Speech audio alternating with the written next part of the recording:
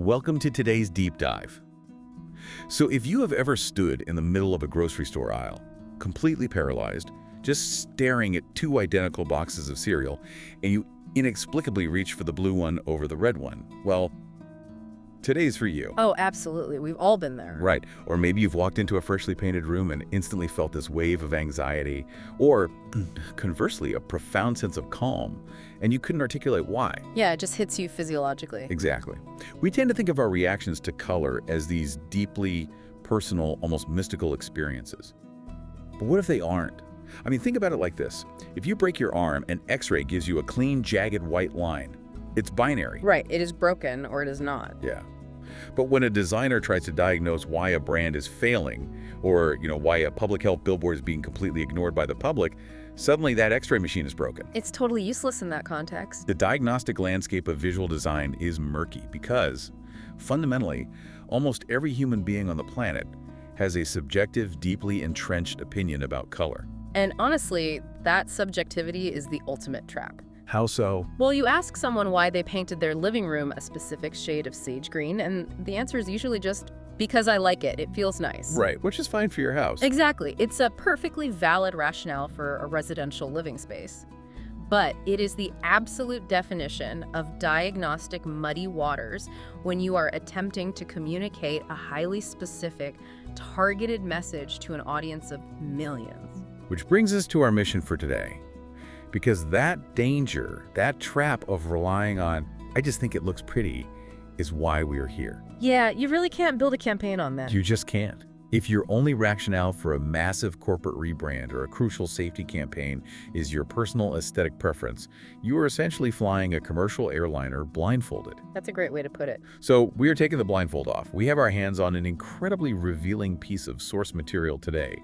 We are unpacking Chapter 5, Rules for Working with Color, from a foundational graphic style manual. Yeah, the manual on understanding how color affects design. That's the one. This text is essentially a Bible for understanding the fundamental ways color dictates, manipulates, and affects design. And what makes this specific chapter so compelling, at least to me, is that it completely strips away the romanticism of art. Oh, totally. It's almost clinical. Exactly. It treats color strictly as a behavioral science and a structural engineering tool. It frames color as a highly organized, strategic weapon used to synthesize complex information, manipulate human mood on the subconscious level, and ultimately to persuade behavior. So let me lay out the roadmap for the next hour, because we are going to demystify the so-called magic of color. We're going to walk through the manual's rigorous 10-step framework for using color, treating it like a structural blueprint. And then the fun part. Right, the fun part. Then we're going to look at the exact moments when a master designer decides to take that entire framework, set it on fire, and just throw it out the window. Which is always a thrill to analyze. It really is. And finally, we're going to step into the boardroom. We're going to break down the psychological diplomacy required to actually sell these calculated color choices to a client who does not speak a word of the visual language we're discussing. I will make a guarantee to you right now. By the time we finish unpacking this manual, you will never look at a cereal box, a movie poster, or a piece of junk mail the same way again. Never again. You are going to start seeing the invisible scaffolding, the deliberate behavioral triggers hidden behind every single hue and shade you encounter in your daily life. I'm so ready for this. Let's jump right into the deep end with Section 1, which we can call the blueprint phase, because before a designer even glances at a color wheel or, clicks a single digital swatch on their monitor, they have to pour a conceptual foundation. And skipping that foundation is the hallmark of an amateur. Amateurs start with the hex code, but professionals start with the problem. I love that. Professionals start with the problem. Yeah, the source material lays out the first 3 rules of this framework, and they are entirely dedicated to preparation and rationale. Rule number 1 is arguably the most uncompromising directive in the book. Work from goals. The manual is incredibly strict here. Color is not the master, color is the servant. You have to ask the fundamental question, what is the master this project needs to serve? Right. What is the core conveyance? Exactly. Are we designing something purely informational? Is it an aggressive advertisement? Are we trying to persuade someone to open their wallet? Or are we just trying to establish an ambient mood? Let's follow that logic down to its literal application, because those aren't just subtle variations. Those are radically different masters that demand entirely different visual vocabularies. Walk us through an example of that. Well, if your goal is purely informational, let's say you have been hired to design the emergency evacuation map for a massive subterranean rapid transit system. Okay, high stakes. Very high stakes. Your color choices cannot be driven by what looks chic or modern. You have to prioritize absolute, unmistakable clarity, high-definition contrast, and instant cognitive separation. Right, so you aren't trying to make the red exit line harmonize beautifully with the blue transit line. Not at all. You are trying to ensure that a terrified commuter in a smoke-filled station with failing lights doesn't accidentally run toward a dead end. In that scenario, color is literally a matter of life and death. It's functional architecture. But the calculus completely flips if the goal is persuasion, right? Think about a sprawling multi-page magazine spread for a high-end bespoke fragrance. Exactly. The emergency map goes out the window. For a luxury perfume, raw informational clarity might actually work against you. Oh, interesting. How so? Well, you want to cultivate an aura. You might lean into deep, low-contrast jewel tones like midnight blues, rich burgundies, bruised purples to evoke mystery, exclusivity, and sensory indulgence. You want the viewer to feel enveloped, not directed. Yes. Rule 1 also mandates that you lock in the end media context and the specific audience parameters immediately. The physical destination of the design dictates its genesis. So, meaning where it's actually going to live in the real world. Precisely. Designing a 50-foot billboard that will be viewed by drivers traveling at 70 miles per hour under the harsh glare of the midday sun requires a totally different optical strategy than designing a tiny, interactive icon that lives on a smartphone screen. Especially if that screen is primarily viewed 2 inches from someone's face in the pitch black of dark mode. Exactly. So once we've established the goal and the physical destination, how do we actually begin translating that into visual information? That leads us conceptually into Rule 2, apply color theory and review existing knowledge about color. The text introduces this brilliant concept of deciding the baseline volume of the design. Are we whispering, are we talking conversationally, or are we screaming through a megaphone? I really think thinking of color as acoustic volume is one of the most useful mental models a designer can adopt. Yeah, it makes it so tangible. You are analyzing the core attributes of your underlying message and finding the specific color frequencies that naturally map to those attributes.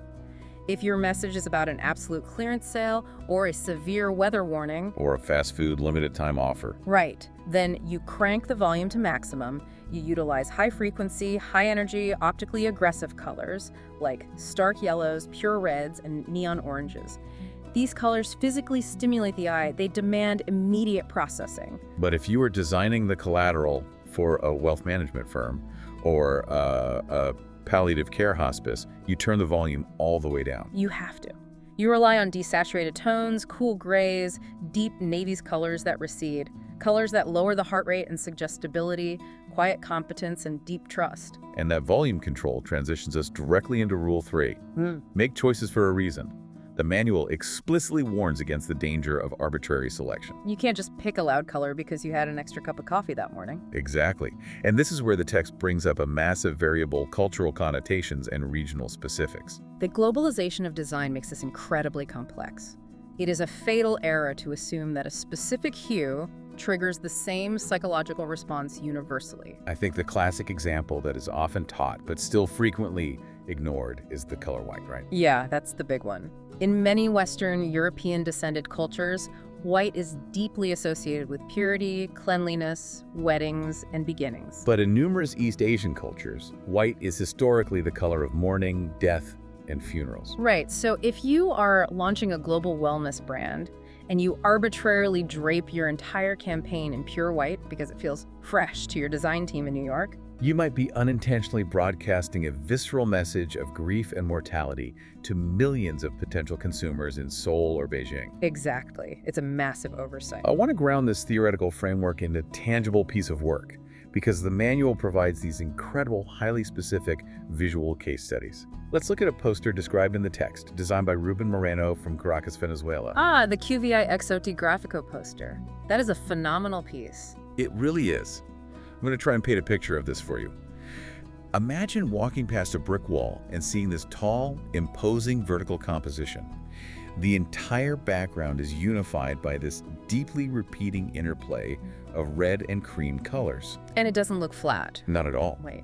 It feels almost like ancient weathered parchment that is aggressively bleeding into a vibrant, swirling, violet crimson. And then, violently cutting across this organic red and cream backdrop are these stark, heavy, impenetrable black architectural frames. They actively slice and segment the space. Yes, and trapped within that structure, you have stylized, almost harsh geometric imagery referencing the classic Cervantes story of Don Quixote.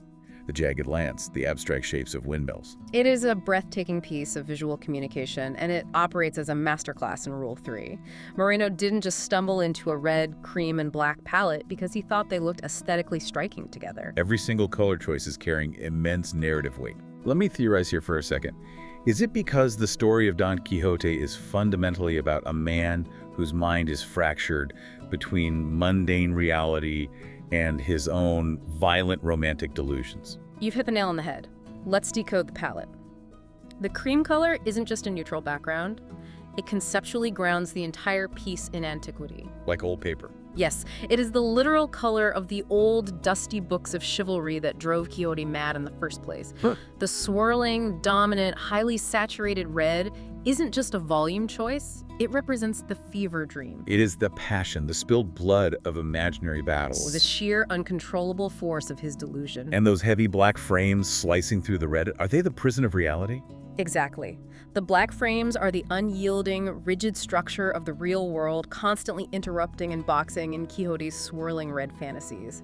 The color is functioning as the architecture of the tragedy. Wow. If you swap the red for a soothing blue or the black for a soft gray, the entire narrative tension of the poster collapses. It completely falls apart. It brings to mind the analogy of building a custom house. You don't walk into a hardware store and agonize over the exact shade of eggshell paint for the living room before you have poured the concrete foundation. Or framed the load-bearing walls. Right. You need to figure out who is actually moving into the house. If you know a family with 4 massive, muddy golden retrievers is moving in, you don't carpet the entryway in pure white wool, no matter how elegant it looks on a Pinterest board. The physical context and the lived reality of the inhabitants dictate the material choices. That is the essence of the blueprint phase. It requires a profound shedding of ego. It is never about what the designer prefers.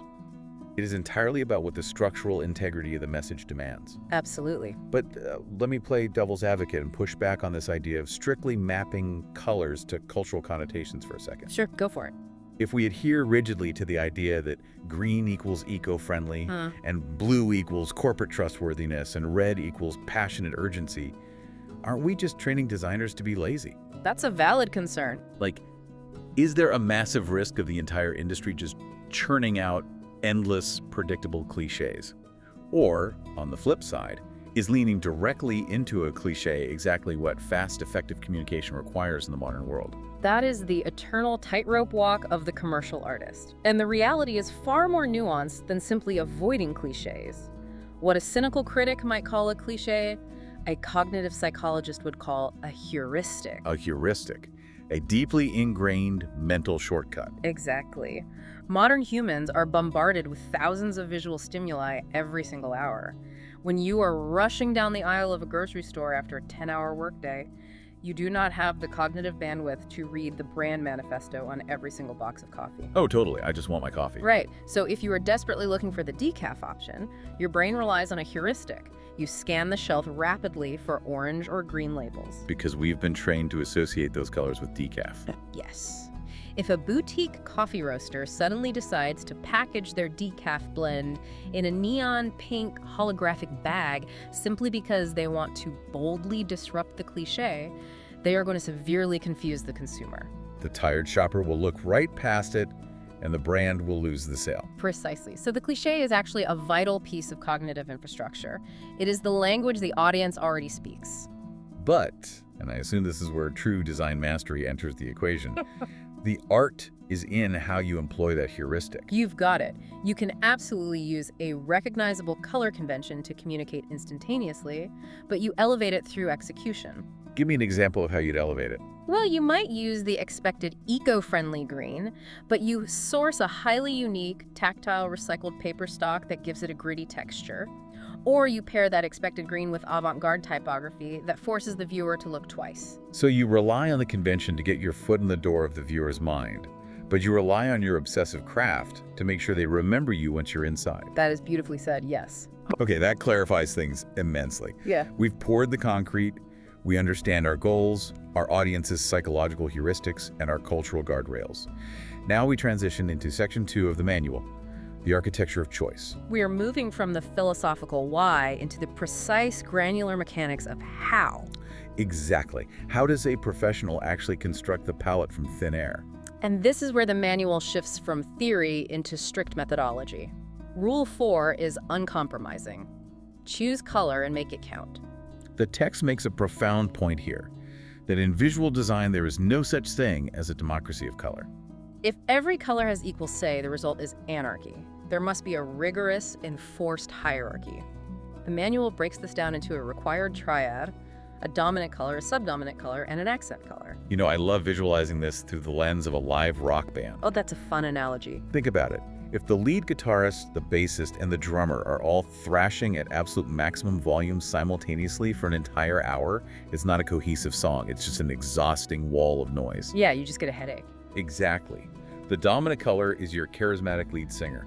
It's carrying the primary melody, it dictates the overarching emotional tone, and it physically occupies the most real estate on the canvas. Right, it sets the mood. Then the subdominant color is the steady, rhythmic bassist. It's not trying to steal the spotlight, it's providing a necessary supportive foundation that gives the lead singer context and depth. And the accent color? That is the sudden, sharp, violent crash of the cymbal. It is used sparingly, almost rarely, but when it hits, it immediately and violently yanks the viewer's eye exactly where the designer wants them to look, like a buy now button or a critical warning label. That analogy is flawless. If the entire canvas is painted neon pink, the eye becomes overstimulated, it finds no place to rest, and therefore nothing stands out. It's just noise. Exactly. Once that hierarchy is established, Rule 4 pushes designers to manipulate the mechanics of the color wheel. You don't just pick a red, a blue, and a yellow and call it a day. You have to interrogate your dominant color. You do. You explore minute variations of shades, which is adding black, and tints, which is adding white. You take a supporting element and deliberately replace it with its exact mathematically opposing complement on the color wheel, just to see what kind of optical friction it creates. And the manual brings up a crucial, often overlooked physical property here too, considering colors that actively absorb light rather than reflect it. Yes, that's a huge factor. That feels counterintuitive though. We usually talk about making designs bright and luminous. Why would we want a color that swallows light? Because brightness isn't always the goal. Dark, deep, heavily saturated matte colors like a Vanta black, a rich charcoal, or a bottomless midnight blue act almost like visual black holes. They absorb the ambient light. They do, which creates a profound sense of physical weight, grounding, and impenetrable seriousness. A designer has to actively diagnose whether the emotional core of the message needs to radiate energy outward into the world, or if it needs to pull the viewer inward into a space of quiet contemplation. Which introduces what might be the most controversial directive in the entire manual. The text explicitly demands that designers limit the number of colors used in a palette and heavily encourages the exploration of neutrals. I can see why that's controversial. Yeah, let me step into the shoes of an angry first-year art student here. Doesn't enforcing a strict limit on a palette inherently throttle creativity? We live in an era where basic digital software can generate 16.7 million distinct colors at the click of a mouse. Why are industry veterans so terrified of using every crayon in the box? It is a totally valid reaction, but it reveals a fundamental misunderstanding of what design is. Amateurs consistently confuse abundance with creativity. Well, that's good, confusing abundance with creativity. When you throw 16 million options onto a canvas, you aren't communicating a message. You are inducing cognitive overload.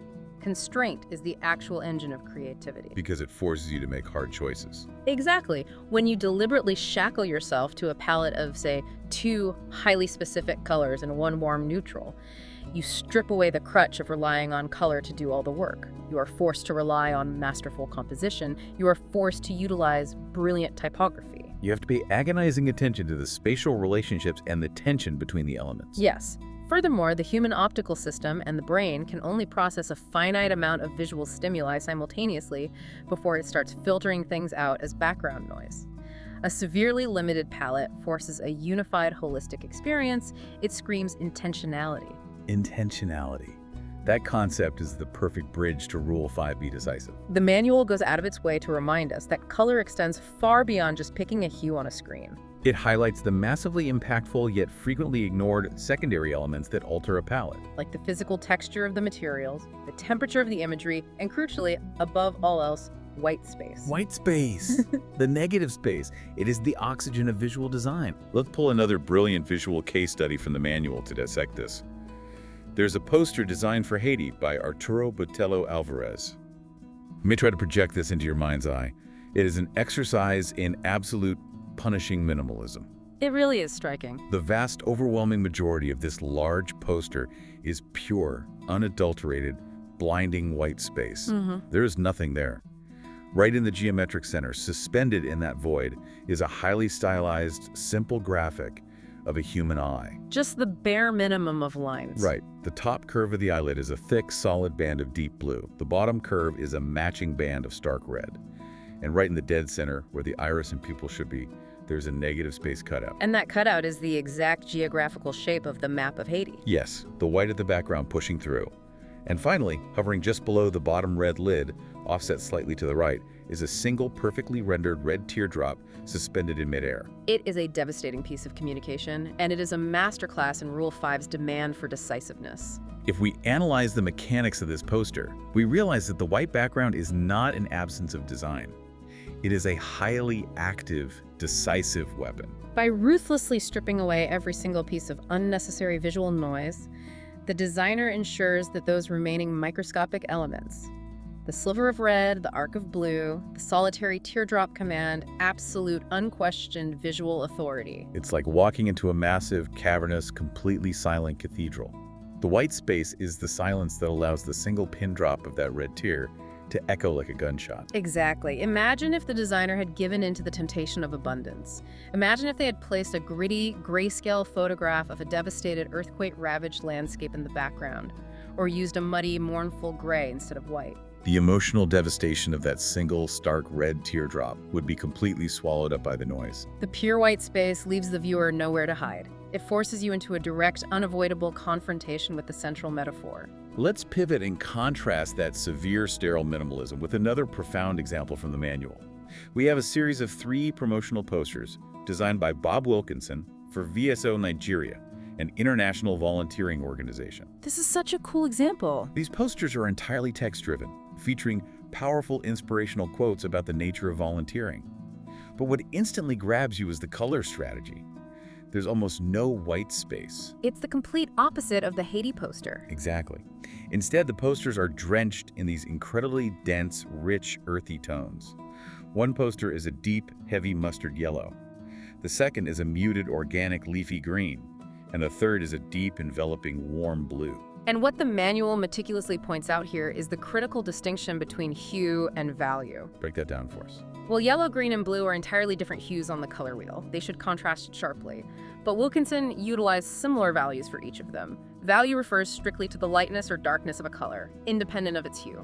Because he engineered the yellow, the green, and the blue to share an identical muted, heavy, earthy value, meaning they reflect roughly the same amount of light. They don't clash. Exactly. Instead, they seamlessly and subconsciously tie a diverse series of posters together into a unified family. So the brilliance is that even if I am standing 50 feet away across a crowded room, and I cannot read a single word of the inspirational text, my brain's pattern recognition software instantly registers that these 3 distinct posters belong to the exact same brand ecosystem. Precisely. The calculated mathematical value of the color is doing the heavy lifting of corporate brand consistency.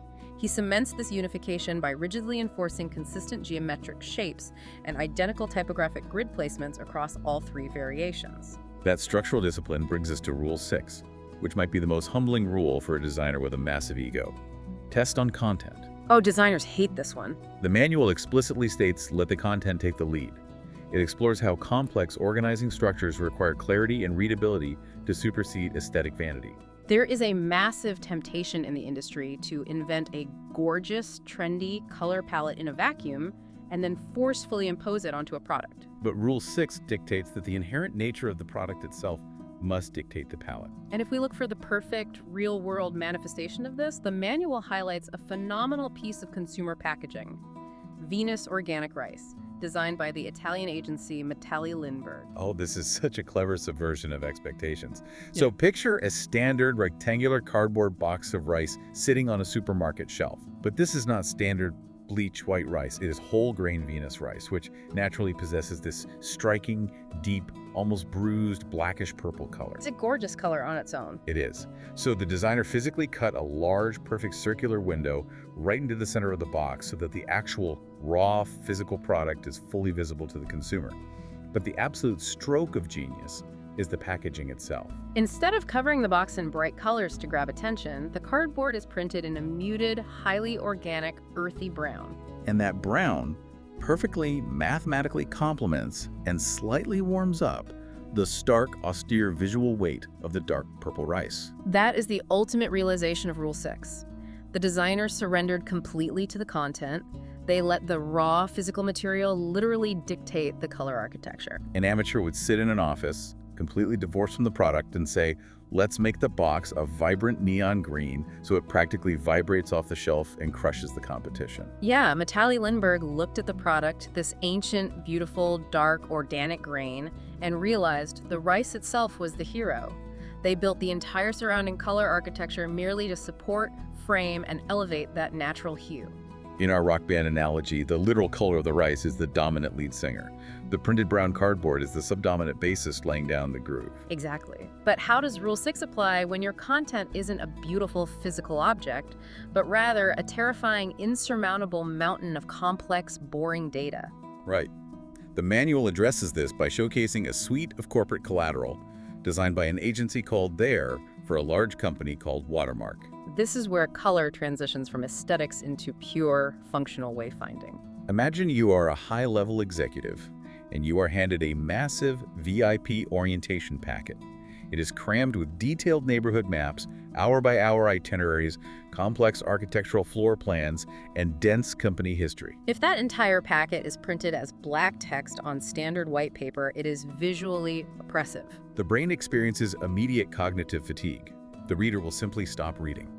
In this Watermark case study, the designers deployed a highly specific, vibrant, almost hyperacidic lime green, and they paired it exclusively with stark, high-contrast, black and white photography. And they didn't just use it on the cover. They deployed that acidic green across the internal folders, the informational brochures, the staff lanyards, the directional signage. Exactly.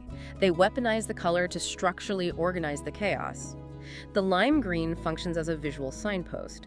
Whenever the eye scans that massive pile of paperwork and hits that specific green, it instantly tells the reader's brain, pay attention, here is a new section, or here is the critical takeaway you need to remember.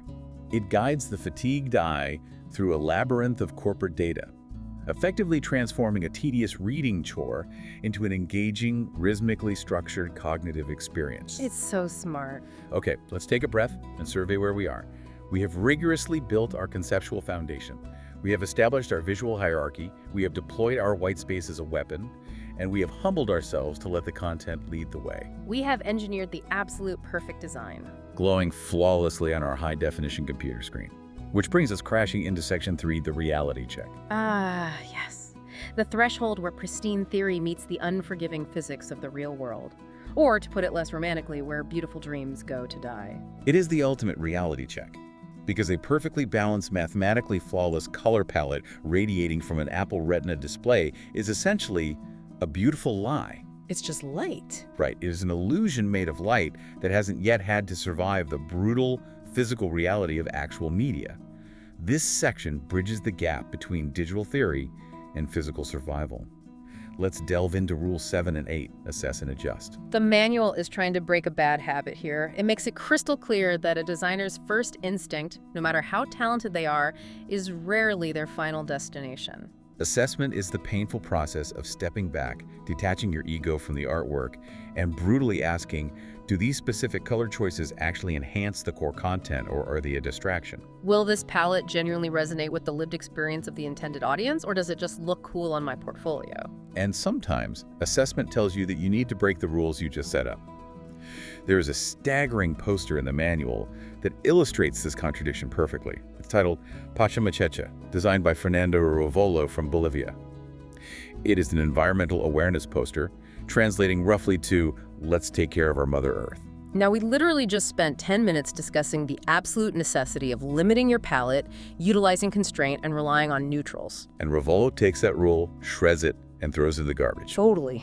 This poster features an eye-watering, literal kaleidoscope of colors radiating outward from behind a central photograph of a llama standing on rolling hills.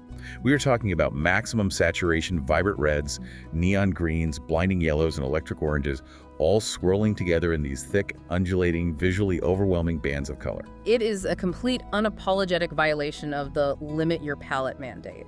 It should be a visual disaster. But, and this is why Rule 7 is the safety net of design assessing this piece, proves that it functions flawlessly for its highly specific context. Explain the mechanism there. Why does this explosion of color work brilliantly in this Bolivian poster? But if I applied that exact same palette to a corporate banking brochure in London, it would be a catastrophic failure. Because context is everything. Rovolo is directly tapping into the vibrant, textile-heavy, profoundly saturated visual vocabulary of Indian culture. Ah, so it's a cultural heuristic again. Exactly. The target audience for this poster doesn't see a chaotic mess. Their cultural heuristics instantly recognize that specific kaleidoscope of intense color as deeply historically tied to their indigenous heritage, their woven garments, and the spiritual concept of Pachamama, or Mother Earth. The designer assessed the academic rule, rigorously assessed the cultural psychology of his audience, and intelligently deduced that the rule had to be violently broken in order to forge a genuine emotional connection. Constraint would have felt foreign and sterile to them. Which leads directly to the mandate of Rule 8, adjust if needed. The text literally states, revision is a vital part of the design process.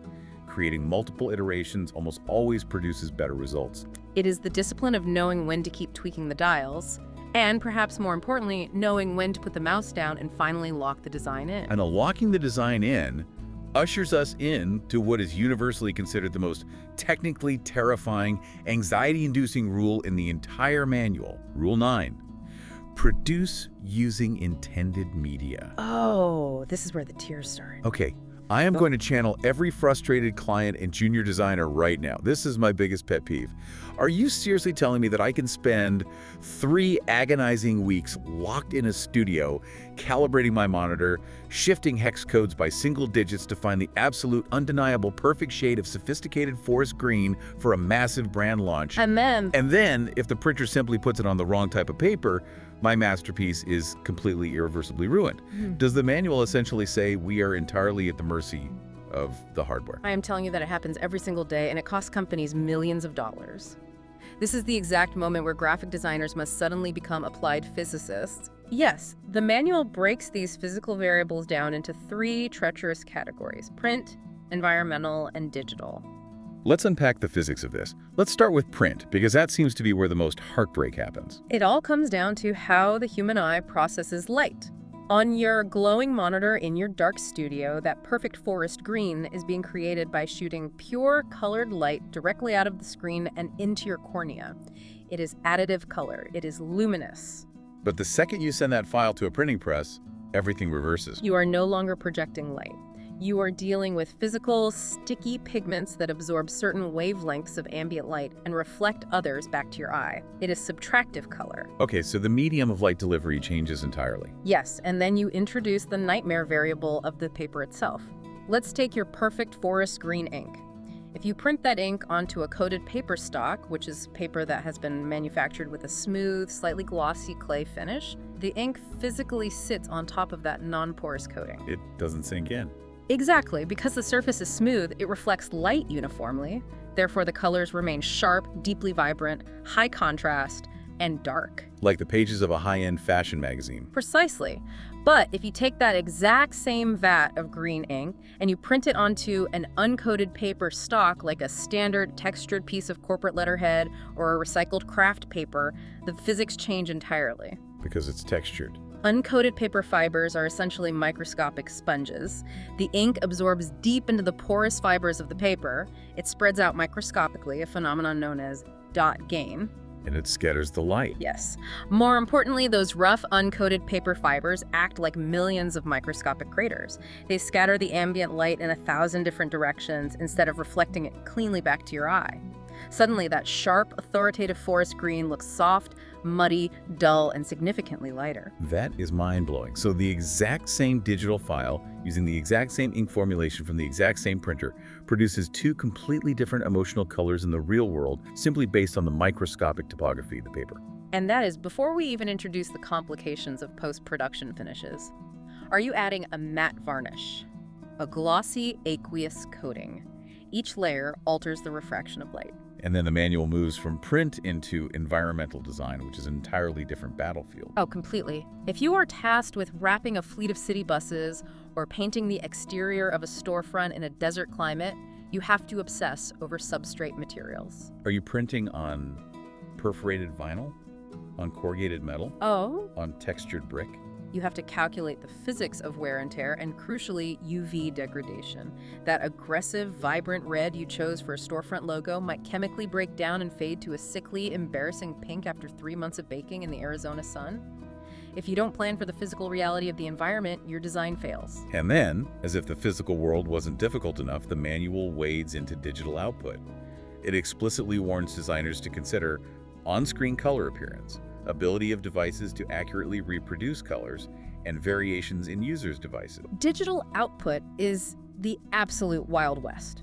It is an environment of total anarchy. Because everyone's screen is different. Exactly. You might have designed that brand palette on a $4,000 mathematically color-calibrated monitor in a perfectly lit neutral gray studio, but you have zero control over the end user. Your target audience is likely viewing your delicate color palette on a heavily dropped 5-year-old smartphone. With the brightness manually turned all the way down to save battery, while wearing polarized sunglasses, sitting on a glaringly bright beach. Or, perhaps even worse, they have their operating system's night shift or eye comfort mode permanently toggled on. Oh, that's the worst! Which aggressively pulls all the blue light out of the screen, warming it up so drastically that your crisp, cool corporate blues instantly morph into sickly, muddy greens. It sounds completely terrifying. How does a professional even begin to control an environment where every single user is seeing a different version of the artwork? The hard truth is, you can't control it.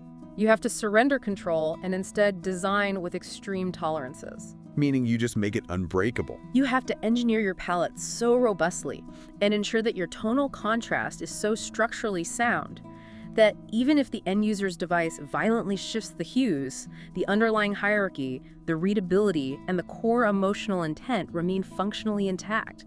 You build the house strong enough to survive the digital earthquake. Which makes Rule 10 so incredibly poignant. Keep a record of successes and failures.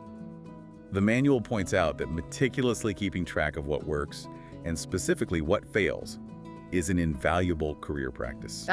Yes. The designer's graveyard, I absolutely love this rule. It forces a shift in perspective. How so? Well, let's say you spend weeks developing a highly sophisticated, muted palette of slate gray, dusty mauve, and olive. You pitch it to a high-energy, disruptive tech startup, and it fails miserably. They hate it. It was too quiet for them. So you scrap it. No, Rule 10 says that doesn't mean it is a bad palette. The colors are beautiful. It was simply deployed in the wrong context, so you don't delete the file. You save it in your record. The graveyard. Yes. 3 years later, you are hired to design the branding for a high-end holistic boutique spa. You pull that exact same failed palette out of the graveyard, apply it to the new context, and it is instantly, undeniably perfect. The lesson is never, ever throw away a good failure. Never throw away a good failure. That transcends graphic design. That feels like a profound life lesson. Okay, so we have spent 3 incredibly dense sections meticulously outlining the rules. We have built the philosophical foundation, established the strict architectural hierarchy, and somehow survived the brutal physical gauntlet of paper fibers and UV rays. Now we pivot to section 4, the rebellion. This is undoubtedly the most thrilling section of the text. Because here we encounter the ultimate paradox of creative disciplines. Achieving true mastery does not mean strictly slavishly obeying the 10 rules for the rest of your career. True mastery means knowing exactly when, where, and how to violently break every single rule we just spent an hour learning. The manual is refreshingly honest here. It explicitly states, Sometimes you want to follow the rules, and sometimes you don't. Great design can be produced with an anything-goes attitude. But, and this is the massive critical caveat that separates the visionary masters from the chaotic amateurs, the source emphasizes that you can only successfully pull off this rebellion if you implicitly fundamentally understand the deep mechanics of color theory first. It maps perfectly to the trajectory of a jazz musician. You cannot become John Coltrane on day one. Right. You have to spend years in a practice room mastering basic scales, predictable chord progressions, and standard four-time signatures. If you just pick up a saxophone having never played before and start honking randomly, you aren't playing avant-garde free jazz. You are just making an irritating mistake. You have to know the rules intimately, down to your bones, so you know exactly which structural load-bearing pillar to kick out to make the whole thing collapse in a way that sounds like absolute genius instead of sheer incompetence. That is a perfect parallel. In design, you break the rules to force the content to stand out in a crowded landscape. It is a highly calculated, heavily insured risk. Let's examine a calculated risk directly from the source material. The manual highlights a piece called Digital Hallucination by a designer based in Amsterdam named Martijn Oostra. This piece is wild. It really is. If I'm analyzing this through the lens of our first 10 rules, it violates almost every single mandate of subtlety, hierarchy, and harmony we have discussed. The background is a wildly colorful, deeply chaotic, aggressively psychedelic nightmare. It literally looks like a cathode ray television screen that is violently malfunctioning. Exactly. You have these harsh, static-filled horizontal bands of neon pink, abrasive cyan, and toxic electric green rapidly bleeding into and fighting each other. It vibrates. It is almost physically painful to stare at for too long. It is entirely purposefully chaotic. It rejects the concept of a subdominant resting place. But you have to remember the title of the piece, Digital Hallucination. So the chaos is the point. Yes. The actual content of the design is exploring the hidden, chaotic, encoded information buried within analog television signals. The noise, the static, the glitches. Therefore, the designer is deliberately weaponizing rule-breaking color to perfectly, viscerally mirror the abrasive subject matter. But practically speaking, how does he get away with it? Rule 6 demands readability. If the background is that violently chaotic, how is the viewer supposed to read the tiny body text? And this is where the mastery reveals itself. Oostra knows he has created a hostile environment, so he throws a calculated life raft to the viewer. He places his typography over this psychedelic nightmare. But he doesn't just drop the text directly onto the neon colors, because the optical vibration would render it completely illegible. And he doesn't take the easy way out by just slapping a giant opaque white box over the entire background, because that would destroy the impact of the artwork. Instead, he meticulously places stark, mathematically precise, fully opaque white bars only directly underneath the specific lines of text. Oh, wow. So the typography essentially sits on these pristine, floating little white shells, while the toxic digital hallucination rages uninhibited all around them. Precisely. He violently violates the rules of color hierarchy and harmony with the background, but he strictly, almost militaristically, enforces the rule of readability by using those white bars. He gives the eye a sanctuary. It is calculated, highly controlled rebellion. Let's look at another rebel featured in the manual. We have two posters designed by a German designer named Götz Gramlich. The first one is titled Zwischen Zeilen lesen, which translates roughly to reading between the lines. And the execution of this poster is absolute layered madness. If a traditional Swiss modernist saw this, they would have a heart attack. It breaks every rule of clarity. Let me try to describe the visual density of this. The base background layer is a dense grayscale, chaotic collage of what appears to be torn German tabloid newspaper clippings. It's just overlapping headlines, halftone photos, and body text. Pure visual noise. Total. Then, floating over that noise are these giant, blocky, heavy letter forms. But here is the kicker. Those letters are not solid colors. They are filled with another dense layer of chaotic newspaper clippings. Except this time, the clippings inside the letters are printed in a harsh, semi-transparent, vibrating red. So you literally have layered type and texture trapped inside other massive letter forms, which are then layered over more text and texture. Conceptually, it should be an unreadable, muddy disaster. It absolutely should be. If a first-year student attempted this layering technique, it would turn into a gray smudge. But Gramlich pulls it off, and he does it by deploying two highly calculated visual anchors to save the composition. First, the sheer, overwhelming physical scale of the main letter forms. Because the letters are massive and chunky, their structural geometric integrity holds up despite the chaotic texture vibrating inside them. Okay, so the size saves it. What's the second anchor? Second, he applies a dark, heavy gray overlay to the entire background layer.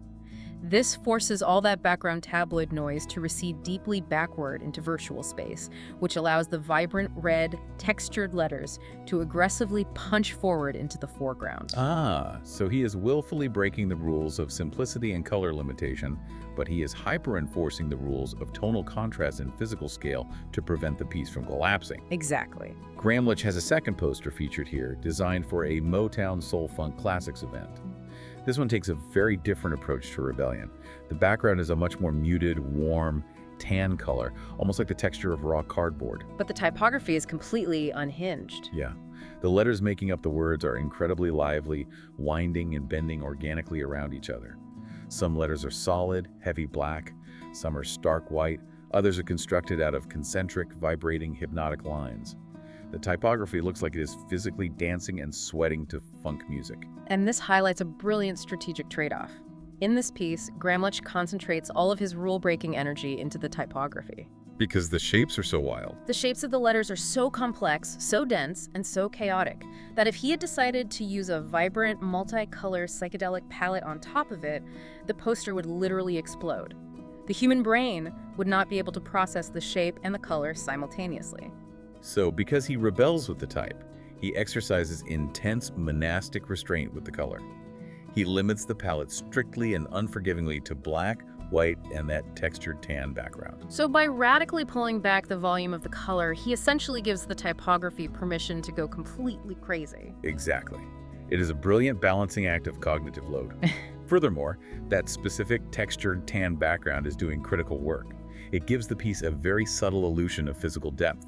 It makes the flat black and white dancing letters feel like they're floating slightly above physical surface, which provides enough grounding to balance out the wildness of the letter forms. It is incredible how intensely strategic all of this chaos actually is, which leads us perfectly and perhaps inevitably to our final section, Section 5, the diplomacy. Oh, this is the hardest part. You have studied the underlying theory, you have rigorously built the mathematical palette, you have tested it against the physical realities of the printing press, you have maybe even brilliantly broken a few rules to create a masterpiece.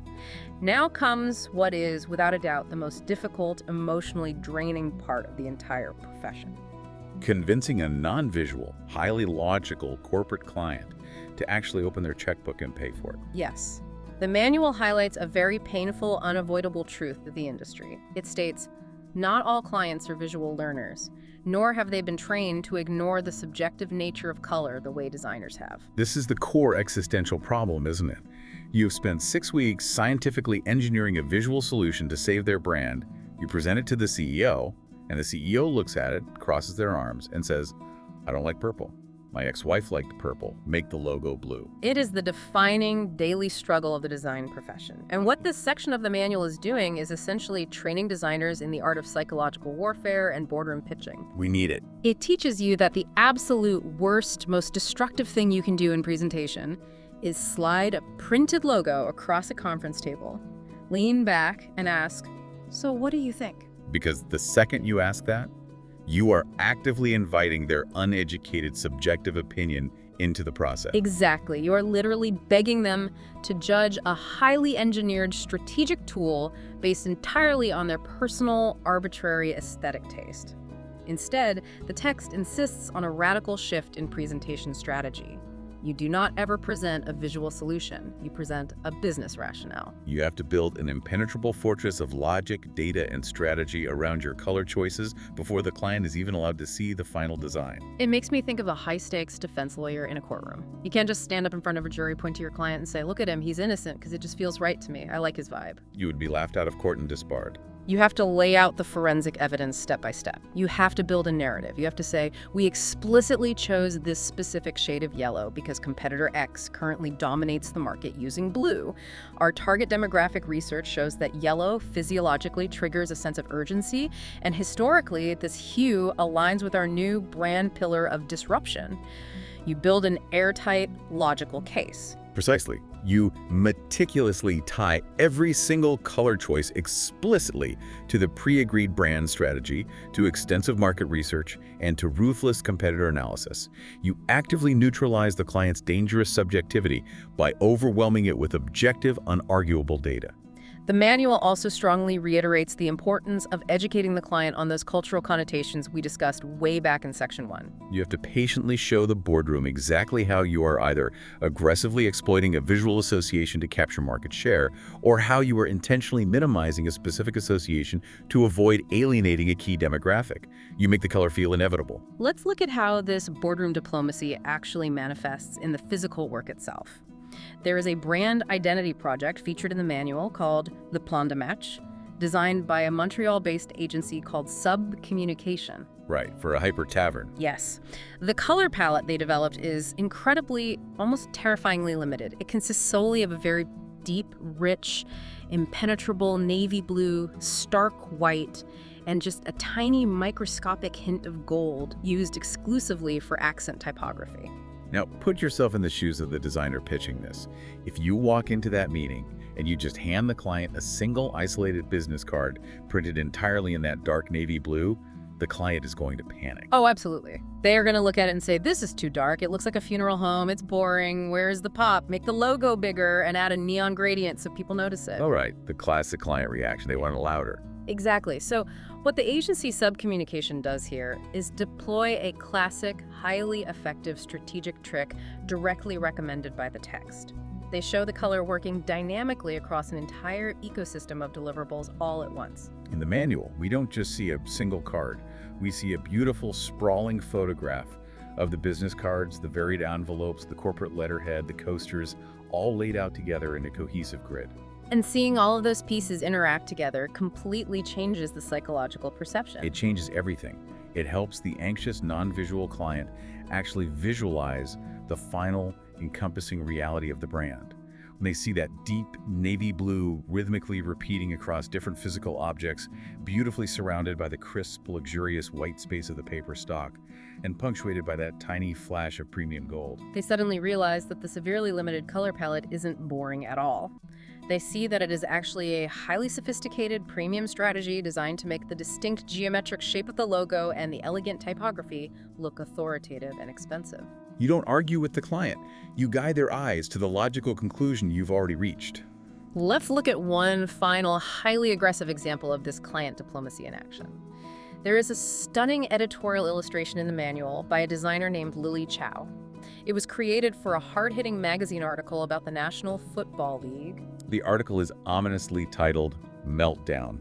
And the imagery she created is absolutely arresting. It is. It's a hyper-realistic 3D rendering of one of those iconic heavy-duty coaches' headsets, the specific kind you see head coaches wearing on the sidelines during a game. But the headset is literally in the process of melting. The hard plastic is structurally failing. Yeah, it's turning to liquid and dripping down onto the floor in these thick, glossy, visceral puddles. But it's the color palette that is truly shocking.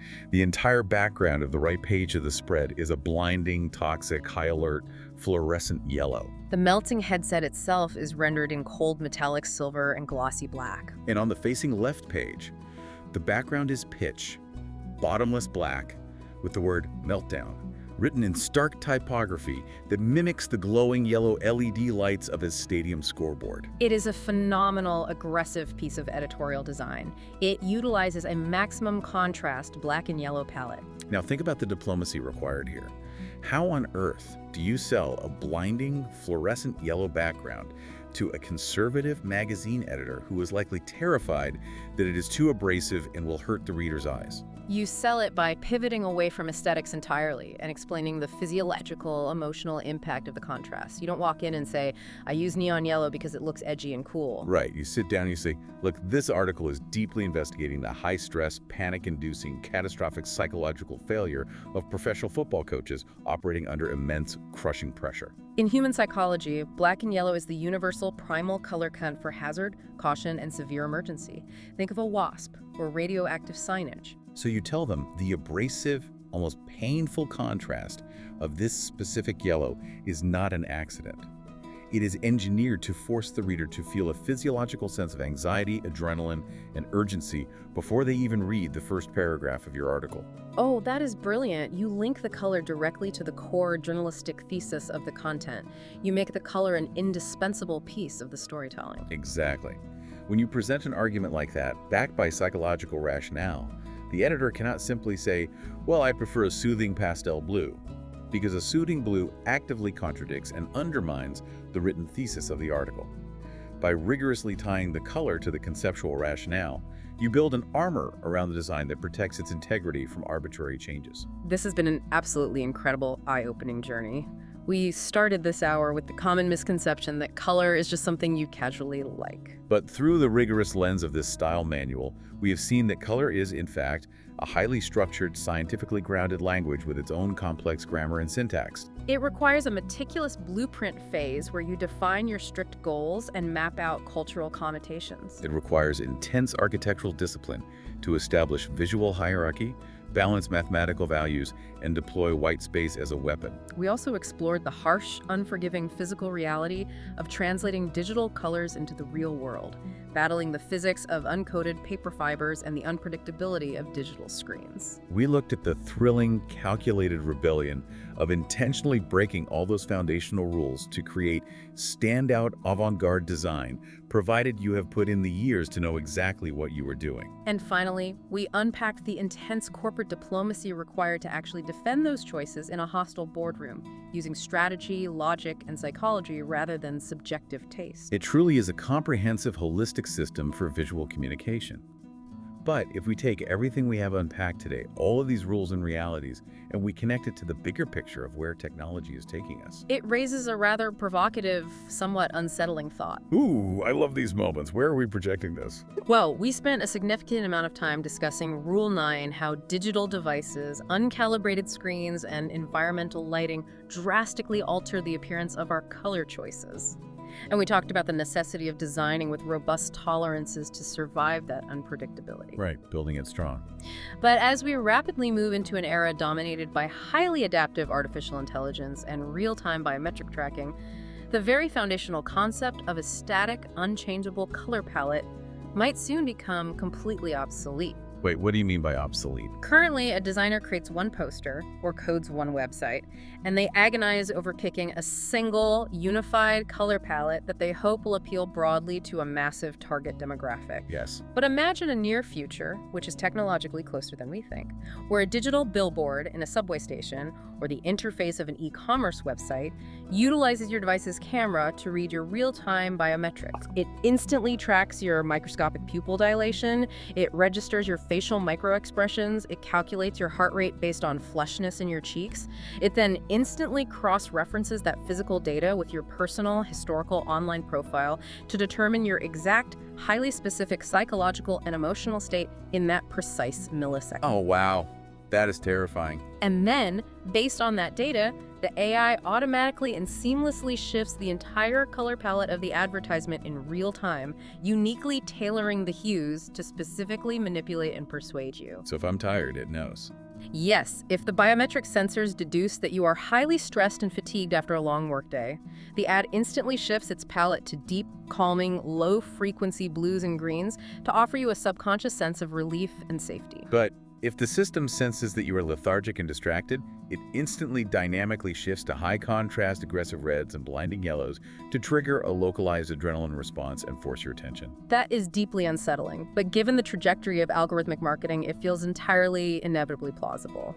It means that the rules of color theory that we just spent an hour discussing will eventually become entirely individualized on a microscopic level. 1 million different people could look at the exact same digital poster on their phones at the exact same time, and all 1 million people would see a completely different, mathematically optimized color palette engineered perfectly to manipulate their specific brain chemistry at that exact moment. The mass communication palette dies, replaced by the hyper-personalized algorithm. So the overarching static frameworks we rely on today, the 10 rules in this manual, might just be the historical training wheels for a fully automated, hyper-personalized, slightly dystopian visual reality. Exactly. So the next time you look at a screen or stare at a targeted ad or even pick up a piece of packaging, I want you to ask yourself a question. Are these colors actually there for everyone, or are they uniquely, invisibly calibrated just for you? That is absolutely something to chew on. At the very start of this deep dive, we talked about that broken X-ray machine. We talked about how diagnosing visual design feels murky and subjective compared to the hard scientific lines of a medical chart. But I think what unpacking this manual has definitively shown us is that the X-ray machine isn't broken at all. We just didn't know how to read the scans. Color is not magic, it is not an accident, and it is certainly not just about what looks pretty. It is a precise, dynamic, incredibly powerful machinery working quietly and constantly in the background of absolutely everything we see. Thank you so much for joining us on this deep dive. Keep your eyes open, question the palettes around you, and look just a little bit closer at the world.